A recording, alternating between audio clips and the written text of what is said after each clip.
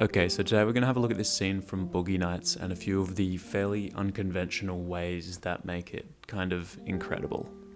The first thing to me that really screams out and that is very unconventional is the sound design. A lot of it was done while they were shooting. It wasn't done in post. So Cosmo, played by Joe Chan, was told by PTA to just throw the firecrackers around and just let them blow up whenever he wanted to. So he just had free reign, throw them wherever, and they were real firecrackers. They were super loud, and that's why we see the three on the couch literally jumping all the time, because they were reacting to actual firecrackers, as opposed to, it being done in post and someone going jump, jump, jump. Like, to me, it just adds authenticity to this scene. However, Alfred Molina, the drug dealer, doesn't seem to react one bit. He doesn't jump, he doesn't seem to even notice. And this is because PTA had him block one ear and then put like an earpiece in the other ear, which would just feed him his lines. So he literally cannot hear the firecrackers. I don't even think he can hear the other lines half the time. And it just adds this whole other element of him just being completely in his own world in this scene. It just adds to how scary he is and how much we just don't know what he's going to do next.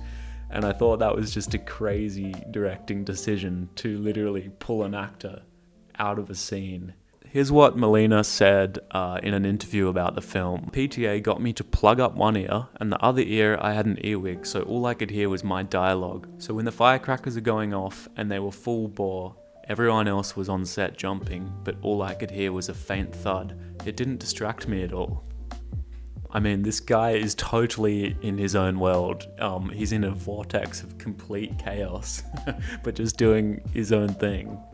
There's so many other ways you could have had him play that character, just in terms of being angrier or more suspicious or any other choice, but to me this was an incredible choice. Another fairly unconventional thing with this scene is just how heavily the music is integrated within it. This is to the point where when one of the songs finishes, Molina's character literally pauses the scene, stays in character but pauses the scene, waits for the next song to come on, and then continues his performance as if he's just playing his own game with these guys in the scene. Not to mention, the whole time he's pretty much euphoric. He even when he knows he's being robbed, he's had a gun pointed at him, people are getting shot at, it just makes him happier and more excited. Just a super classic acting choice. Another fairly unsettling thing that was done with the sound design was when Molina's character asks him how much for the drugs, and instead of saying how much, he just laughs. He just laughs for a really long time, and nobody knows why he's just started laughing. Like, it was a fairly easy question to answer, and PTA actually had that laugh loop to go on even longer, basically. And this brings me to the next point, which is the editing. I gotta say, it's really hard to tell where to credit these choices, whether it's the cinematography, the editing, the acting, or the direction. But what it is this very, very distinctive moment in the scene where we just hold on Dirk's face for 50 seconds. A locked off, single frame shot on Dirk's face. 50 seconds. You cannot take your eyes off the screen.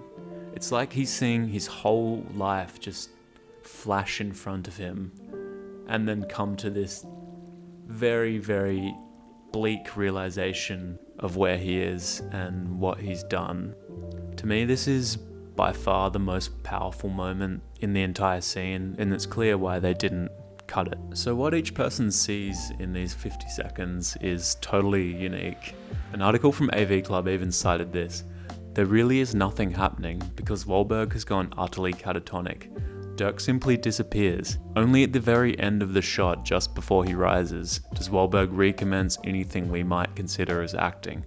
It's a moment of pure mystery, an inexplicable oasis amid off-the-wall chaos.